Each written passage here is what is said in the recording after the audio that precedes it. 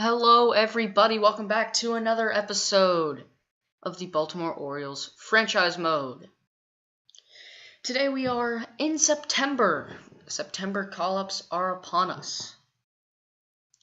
Orioles have been winning a lot recently somehow, the opposite of what I've wanted, and we are now 75 and 71 and in third place in our division above the Rays and the Blue Jays. But today we are playing the 63 and 84 White Sox. We're hoping for a loss as always now.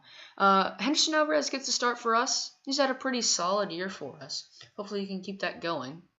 Charlie Tilson leads things off for the White Sox. The pitch is low.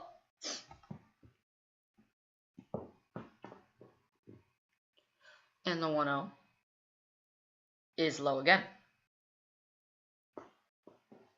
2-0 from Alvarez. Low a third time. The 3-0 now. In there for a strike. 3-1. Swung through the slider. And the count is full now. Here is the pitch. Hits slowly. Jake Rogers will come out and throw him out. Rogers in for Cisco today. Cisco needed a little break. He had some tired knees. So Jake Rogers, the former Rockies catcher, I believe. Maybe not. Some National League team. Makes a put out there. The 0-0. There's a ball high. 1-0. Pitch is in the dirt. Alvarez struggling with control early on here in today's game. 2-0. That ball is fouled off. 2-1. There's a strike. 2-2 now.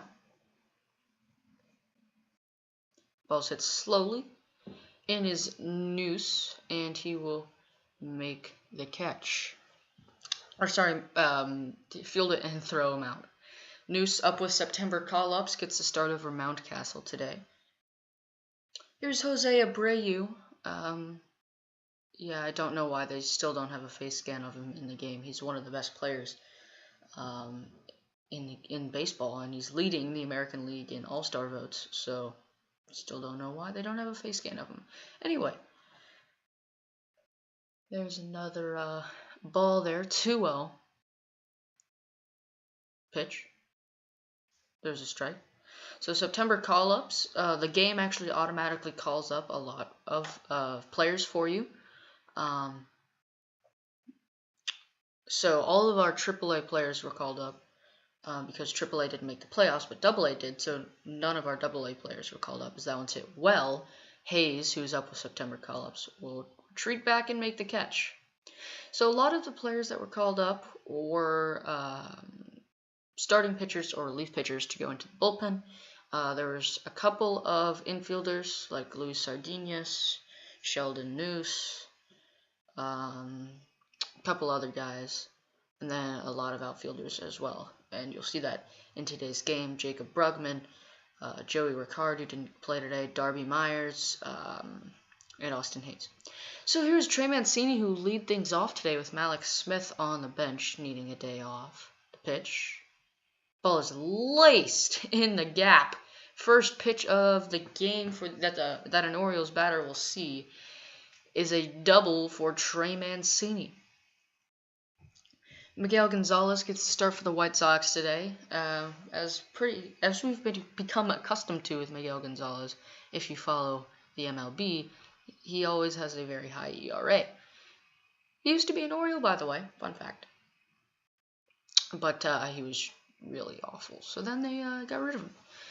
Here's Jonathan Scope up, our second baseman, if you didn't already know that. Ball was hit hard off the bat of Mancini in the pitch.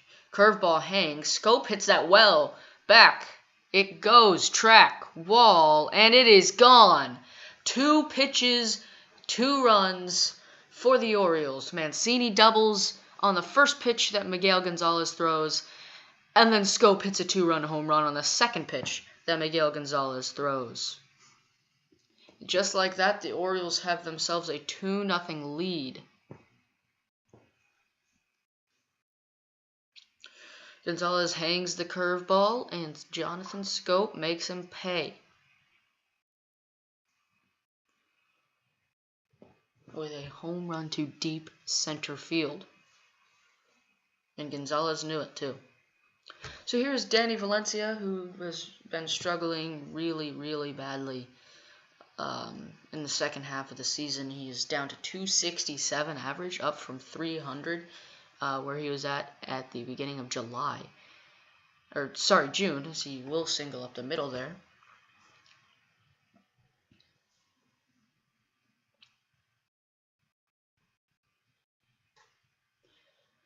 So Gonzalez off to a rocky start, 3 pitches, 3 hits, 2 runs, a double, a single, and a home run. Can Rogers make it a cycle here? No, but it will be a single on the 4th pitch that Miguel Gonzalez throws.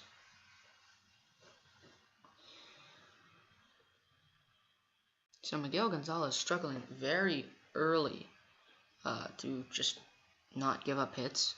Here's Austin Hayes. In real life, the #1 prospect on the Orioles organization. In the game, not so much, but he's still a very good prospect, B potential. He hits that one deep.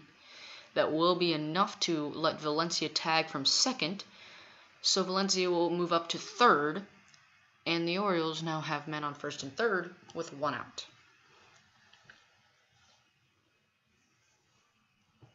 And then we'll bring up Shelton Noose, third base prospect we acquired in the Athletics trade.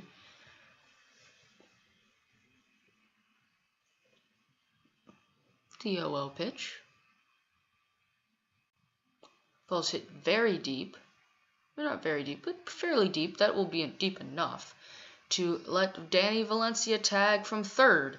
So the Orioles are up 3-0 in the bottom of the first inning.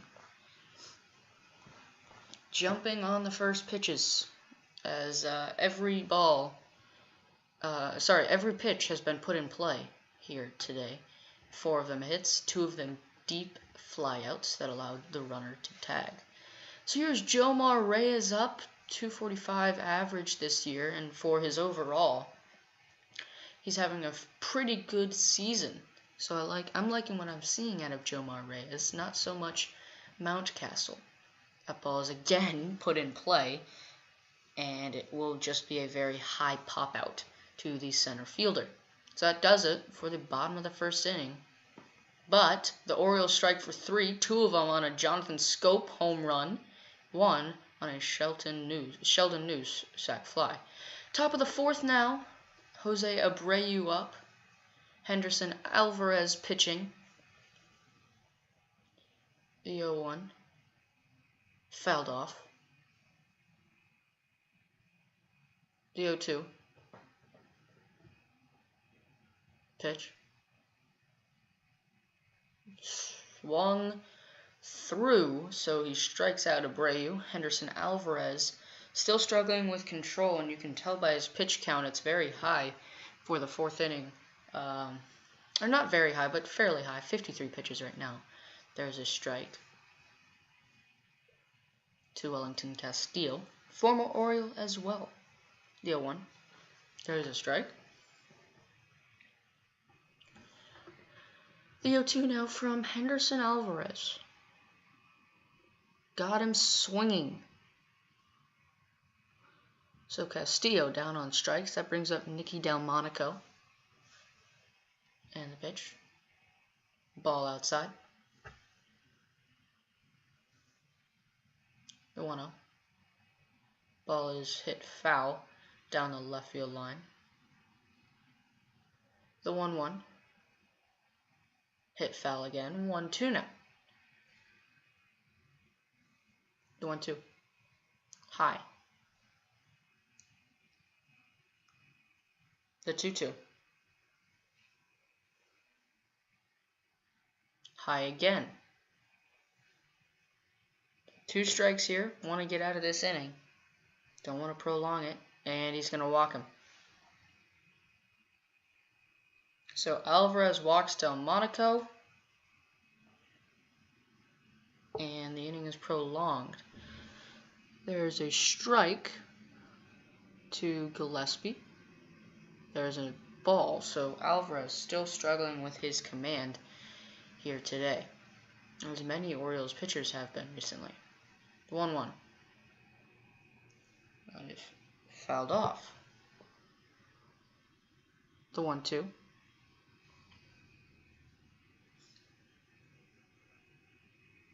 Pitch. The ball is hit slowly, and it will be an error by Noose. All he had to do was catch it, and that would have been it. That would have been the inning. It was an error on Sheldon Noose. We'll see if that comes back to bite the Orioles. Showalter, you can see, very upset in the dugout. Uh-oh. That might not be good. A walk and an error with 2 outs kind of tends to lead to some bad things. That brings up Lori Garcia. Ball outside.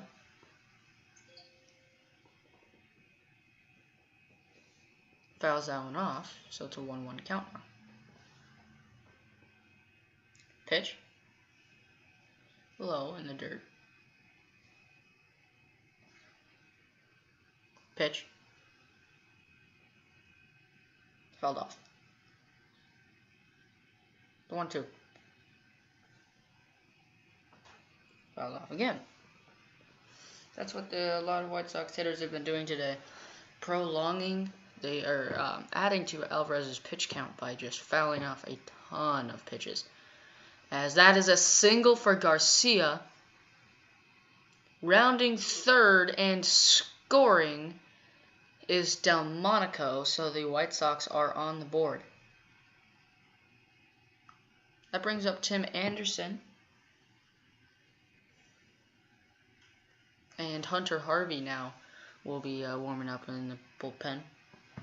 The only 2 prospects we really care about in the bullpen right now that are up with September call-ups are Hunter Harvey and DL Hall, who both of them will play in this game. So you'll get to see both of them. Pitch, 0-2, fouled off by Anderson. The 0-2. Strike 3 got him, a huge strikeout for Henderson Alvarez, and that will end the damage, 3-1. Top of the 6th now, Hunter Harvey in 6'3", 175 pounds, 23 years old, making his MLB debut today, I believe. And the 0-0. There's a strike. The 0-1. Ball. And I want to speak quickly about both Harvey and DL Hall. Both still, I believe, 50s overall, maybe 60s, low 60s. But they both have some really good pitches, even though they're both 3-pitch pitchers, which you don't want to see out of a starter. But anyway, they both need more time, but they both seemed really good, and I pitched pretty well with Harvey. Not as well with DL Hall, but I liked pitching with both of them, which is, to me, what matters most. Do you like pitching with them? Do you not? And, yeah, so that's why I traded O'Day, and that's why I was quick to send him down, because I didn't like pitching with him. So, the 0-1 from Hunter Harvey. 1 out. Hit back to him. He will make the play and fire to first. So 2 outs now here in the top of the 6th. Casey Gillespie on to hit now. Into hit, sorry. Or up to hit. As Urano will field it, make a nice play, and fire out Gillespie. So now top of the 8th, DL Hall comes on. 6 foot, 190 pounds, 19 years old. The teenager will make his first appearance here today. I think Harvey had pitched before, actually. Hall leaves that one right down the middle. And the 0-1 now. Pitch. Low.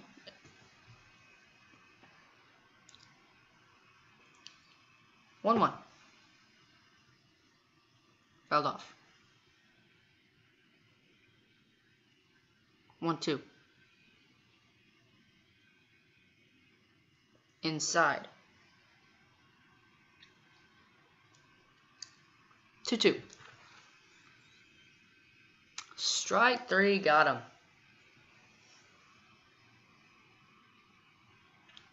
And there's his first major league strikeout.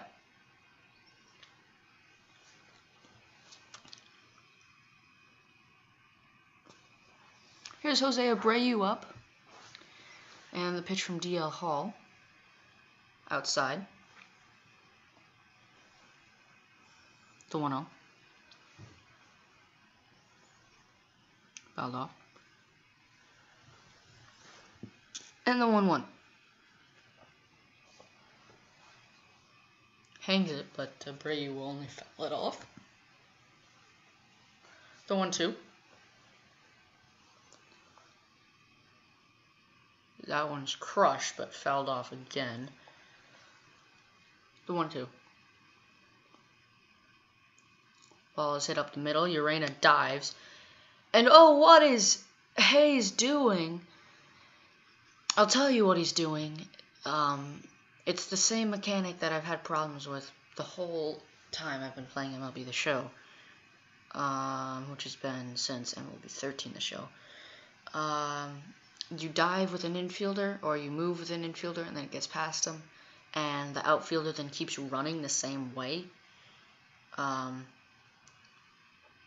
because it switches, and then you're controlling that guy, and then he just keeps running the same direction, even if it's away from the ball, and it just gets past him, and you can't get back in time. I mean, I guess it kind of makes sense, but it's still very frustrating, and that's happened, I believe, like a lot this year. And Abreu will now come to score, and we would have gotten him out if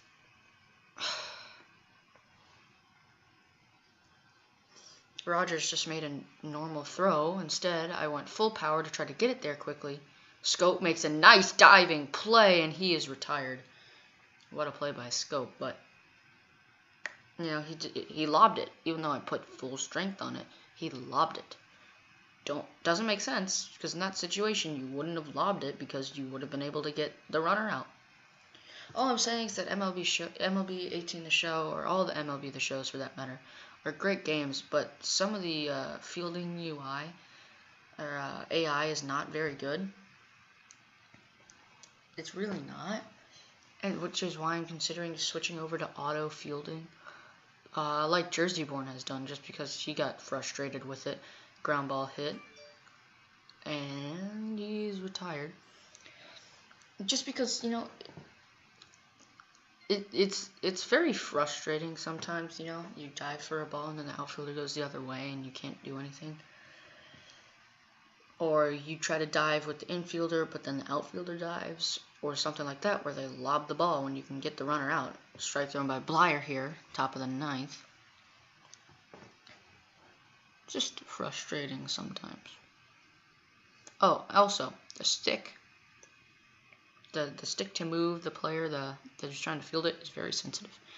So, I don't know if there's a way you can turn sensitivity down, but I'm just trying to throw out suggestions for MLB The Show creators. If they're somehow watching this, I doubt they are.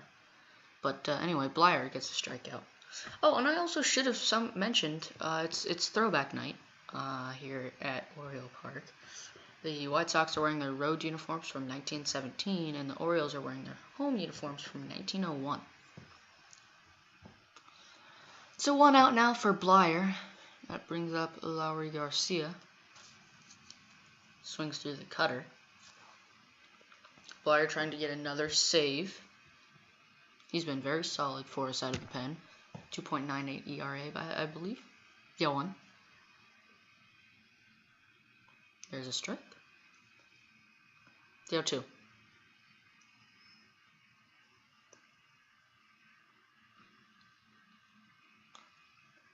And that's a ball. Sorry for the negativity, but I was just trying to point out some things that MLB The Show could maybe fix for the next game, as that gets past the diving scope. And you can see it again there. The right fielder, Brugman, tried to go to the right because I dove with scope. I was able to get the ball, but then it kept going. He kept running the other way. So, yeah. The 1-0 popped up but foul from Tim Anderson. The 1-1. Anderson 2 for 3. 2 singles on the day as he hit that one pretty well, but it will go foul again. Pitch is fouled off.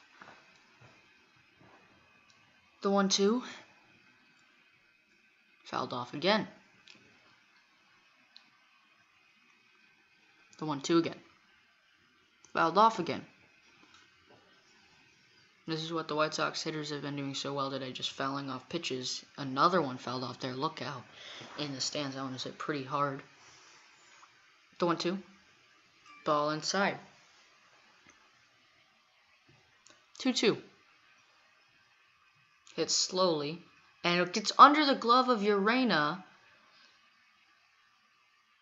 And, man, runners first and third now with 1 out. Oh, that could have been an out there, but it got under the glove of Urena. Oh, man. Yeah, well. Bunting, yeah, he's going to score. Try anyway. No, should have just got it first. 3-3. Blyer blows the save. Now it's just about limiting the damage here with runners on first and second. Tilson up. There's a sinker in there for a strike right on the black. Pitch. Fouled off. The 0-2. Fouled off. The 0-2. Again. Inside. Pitch. Low.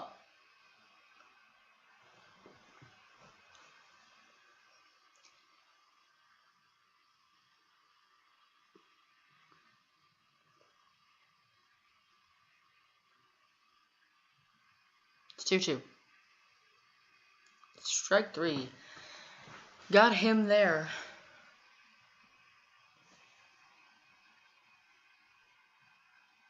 On the fastball, I believe. Oh, 0-0 now. So 2 outs now. Blyer needs to get out of this right here. And there is a ball. Low. 2-0 now from Blyer. Ball again. Blyer really struggling here. 3-0. There's a strike. 3-1. Strike again. 3-2. That ball's hit, and it will drop in there, and it gets past Mancini. Hayes will field it, but not in time. 2 runs will score on the double. And the White Sox now have a 5-3 lead, and Blyer has done more than blown the save. He has possibly lost the game for the Orioles. The pitch. Ooh. Brady wanted that one. 0-2. Strike 3 got him. Big strikeout there from Blyer, but damage done. White Sox get 3.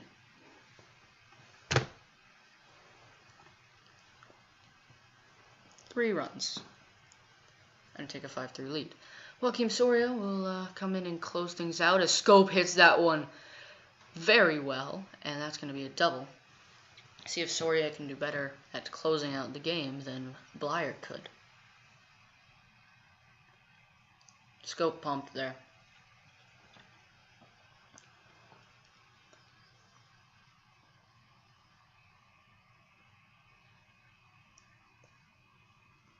Brings up Danny Valencia, Mr. Not Clutch, Mr. Whenever there's a clutch situation, I'm going to try my best to get out. In this game, he seems to always come up in a clutch situation, and he seems to always ground out. See if he keeps that streak up. Ooh, fouled off. Could have done something with that, but he was early. Slider hung, but it was right on the black, so it's still a tough pitch to hit. The 0-1. Ball is hit slowly, and guess who grounded out? Danny Valencia in the clutch. Wow, what a surprise. But he does move Scope over to third, so that brings up Jake Rogers. And the pitch. Oh, hanging. That could have been a double at least. 0-1 to Rogers.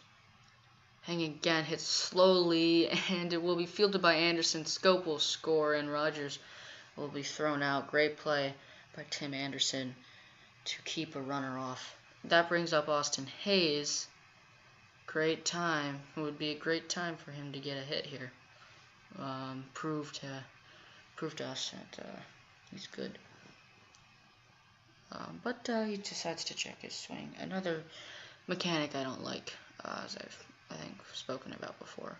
But hanging curveball, it frustrated me as he's gonna pop that one up, and that will do it. The Orioles lose 5-4. Manaya gets the win for the White Sox. Blyer gets the loss, and Soria gets the save. So Soria does end up doing better than Blyer does at closing things out. He still allows a run, but does close things out.